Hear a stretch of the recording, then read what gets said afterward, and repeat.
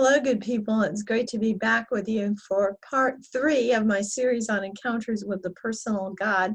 I hope I can get through all of the rest of this material in this video and get back to what I'm supposed to be doing on my channel, which is talking about Joseph Ratzinger's Introduction to Christianity.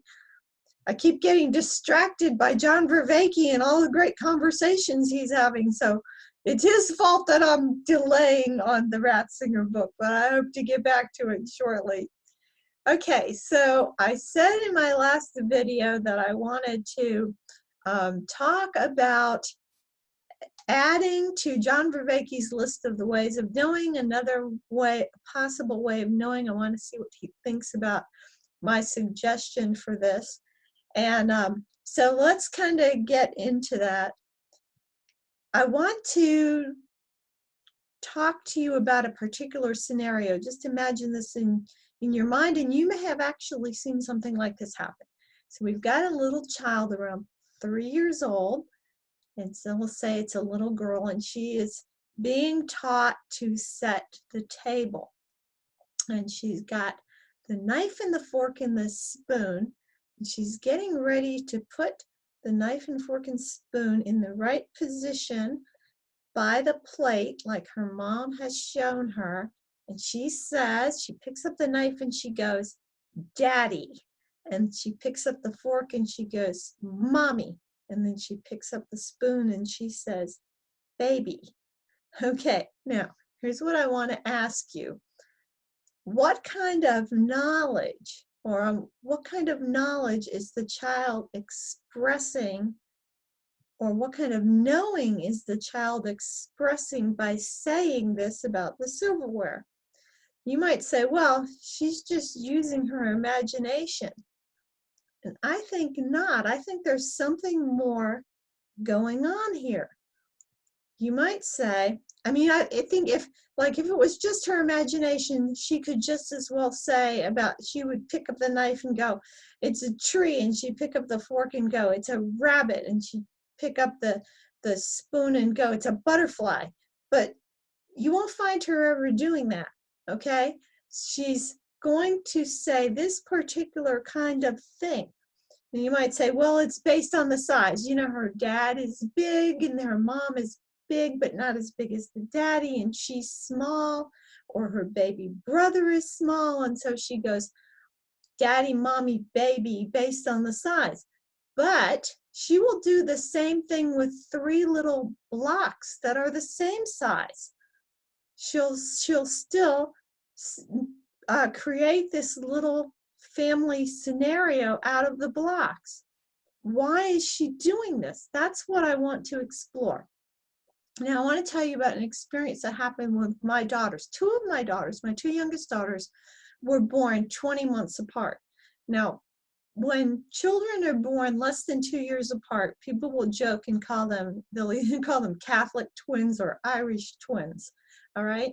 And, you know, that's kind of for obvious reasons about Catholics having big families, but there's something about them being called twins that is based on a real phenomenon, which is that when children are less than 2 years apart in age, they tend to, like twins, kind of arrange for themselves little conventions of speech and communication that are exclusive to them and that sort of leave others out.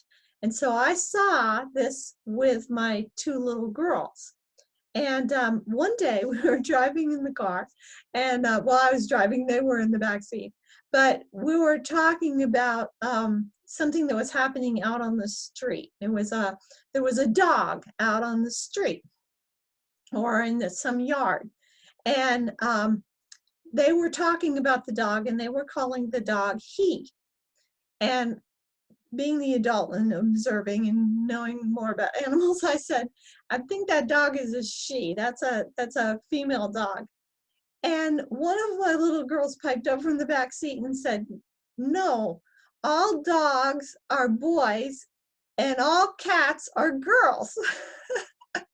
And the other one said, "Yep, That's right, Mommy. All dogs are boys and all cats are girls. And I started laughing because I realized that was a little convention of speech that they had arranged between themselves. So that we had pets, we had animals occasionally, and sometimes we had female or male animals, and we would give them female or male names. And so they knew that dogs and cats both could be male and female, and they knew there were, mommy dogs and baby dogs and daddy dogs and all that stuff. They knew that. They understood that. But they had arranged this convention between them that when they saw an animal off in the distance and they couldn't tell and it wasn't connected to them so that they knew its name or anything, and it was some animal off in the distance that they were talking about, if it was a dog, they were going to call it he, and if it was a cat, they would say she. Now think about that. That sounds right to you, doesn't it? Doesn't it sound right? I mean, what if they would have said, all dogs are girls and all cats are boys? That sounds wrong to you. And yet we know that all dogs are not one sex and all cats are not one sex. And yet there's something about the way they put it that seems to be right. Okay? It's not an arbitrary convention. It's based on some kind of knowing, but what kind of knowing? In both cases, with what my little girl said and with the child with the silverware, it's an imposition of real categories that do not literally apply. Now, why am I saying it's an imposition? Because it's coming from above. In other words, the human above the animal or above the object, the physical object, is imposing upon them. The categories are human and they are primal. Daddy, mommy, baby, girl, boy. Now this is interesting, but now let's go the other direction, okay? So in stories, myths, we find these same categories applied cosmically, right? It's like Father Sky, Mother Earth. But human beings never have thought that they are imposing these categories on the cosmos. They think, or we could say, humans have sensed or felt or believed or intuited that the cosmos imposed these categories on them. The human intuition has always been that these basic structures of human life are derivative from outside or from above.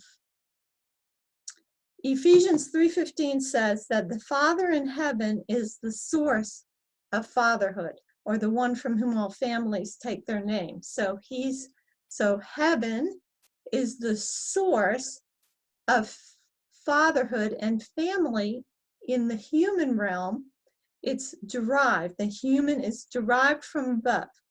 Humans have sensed themselves as being at the center of a patterned universe and of being those through whom a cosmic pattern flows. So it flows to them from above. For them it is derivative, but then they can receive it from outside and impose it upon lower beings, like my daughters did with the dogs and cats, or like the little child with the silverware. So this knowing of patterns, I want to call parabolic knowledge. And this might account for why symbols are able to engage the machinery of cognition, such that we can break the frame. When Jonathan Vervaeke is talking about symbols, he talks about us being in a particular frame and wanting to move out of that frame to a larger frame, okay? But this kind of parabolic knowledge doesn't just go up. It's not just that we go up out of our frame to a larger frame. We also can take and make a smaller frame and put other things into it. It goes down, like down into the silverware families or Aesop's fables, something like that, right? Okay, So now I want to make another move to address one of John Vervaeke's points, okay? When we were having the conversation about why not a personal God, he mentioned this, but he really explicated it in his conversation with Andrew Sweeney very pointedly. Why not consider ultimate reality to be personal? And he says, because all comparisons are combinatorially explosive. Any two things are alike in an almost infinite number of ways, and they are also dissimilar in an almost infinite number of ways. Okay? And he makes the point very clearly. He says, there is no logical way to decide which criteria to use to compare them. So ultimate reality is infinitely like a person and infinitely unlike a person, and there's no logical way to decide between that personal and impersonal. Therefore, non-theism, which does not take a position of there being a personal God, is, from John Vervaeke's perspective and that of some other people, the most reasonable way to go. Okay. Now, a family is infinitely unlike silverware and infinitely like silverware. I mean, if you want to, John Vervaeke said any two things, okay? So if a family, a dad, a mom, and a baby are infinitely unlike silverware and infinitely like silverware, how does the child decide that the knife, fork, and spoon are a daddy, mommy, and baby? What is it that collapses that combinatorially explosive comparison such that the child is able to make a decision to see them as alike in any way? All right? So let me come at this from another angle and think about another illustration, okay? Think a bird and a fish, all right? So a bird and a fish are almost infinitely similar and almost infinitely dissimilar, right? If I were to say to you, tell me all of the ways the bird and fish are similar, it's combinatorially explosive. If I say, tell me all the ways they are unlike, it's combinatorially explosive too. So it's a big problem. However, what if I say to you, bird is to wing as fish is to blank? Instantly think fin, okay? The relationship collapses the combinatorially explosive comparison. So that's what happens with the child with the silverware.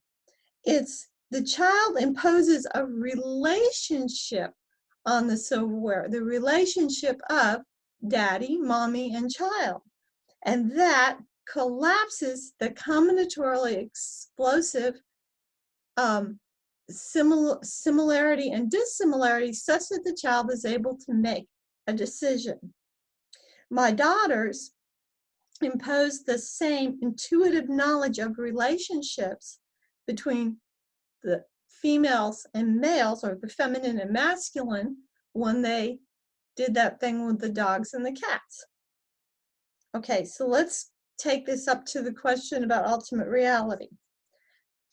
The combinatorially explosive nature of the comparison between humans and ultimate reality is collapsed if there is a parabolic relationship. If God the Father is to God the Son as John is to his own son in some way, then the combinatorially explosive nature of the comparison is collapsed. If the generative love of the Father is to the receptive love of the Son, as the generative masculine is to the receptive feminine, then we see that we have a pattern of reality laid out, as Jonathan Pajot would say. If God is the source of fatherhood and family, then we can see that family relationships, which are always relevant to the human being, are part of this pattern of reality. And man perceives his place within this pattern such that his most relevant relationships participate in this pattern. Okay? God, as the source of fatherhood and family, then becomes an object of love and loyalty, and love and loyalty to God can be expressed via love and loyalty to fellow humans. Faithfulness in marriage, then, is faithfulness to God. Unfaithfulness in marriage is unfaithfulness to God. It's a breaking of one of the commandments. And unfaithfulness to God is a kind of adultery. In this pattern of reality, God can even be an object of our compassion so that we can do things for God's sake. A person can ask another person for forgiveness or mercy for God's sake, for Christ's sake. All right? Now, Andrew Sweeney, when John Beveke had his conversation with Andrew Sweeney asked a question, a couple of really good questions about the attitude of Christians toward things. So one of the questions he asked was whether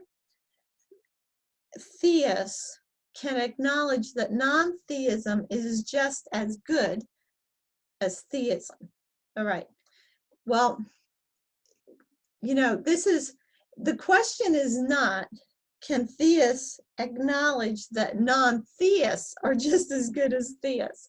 Because I would say we sure better be acknowledging that non-theists are just as good as theists, or we're not doing right by God. Okay, but the question is whether non-theism, in other words, a non-personal conception of God, is just as good as a personal conception of God. And I'm going to say that in this case, it's up to the non-theist to really make the case that as much is accomplished with non-theism as theism in terms of seeing these patterns of reality, and of seeing the human inserted into this pattern of reality as part of it, as a mediator between the cosmic pattern and then imposing that pattern on other things below the human. So,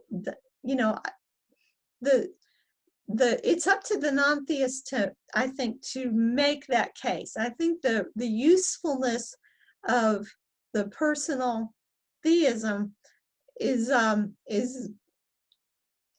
pretty well, we have a lot of evidence for it.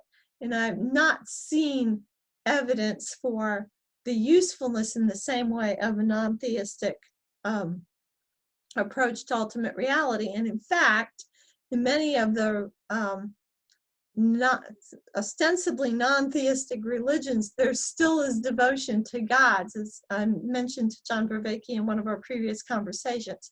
So if you go just by, if you were to do it by popular vote of human beings through history and even in the world today, personal God is, really winning the day in terms of what people seem to desire to have or to be involved with. All right. And then Andrew Sweeney also asked about the question of exclusiveness. Like he wanted to know why it is that Christians would be resistant to simply taking up the practices of other religions. And he's a little bit offended by that sense of exclusiveness. Okay, then we can get back to the marriage thing.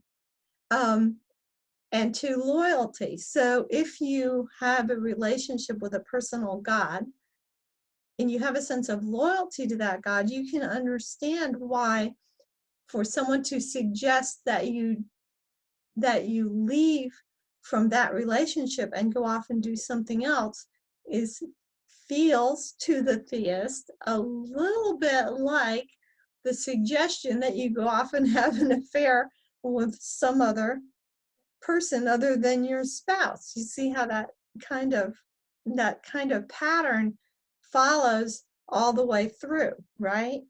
Of course, if you don't believe in a personal God, then that's not going to be something that makes sense to you, but you can understand it analogically, parabolically, perhaps, if you understand it from terms of having a relationship with a spouse.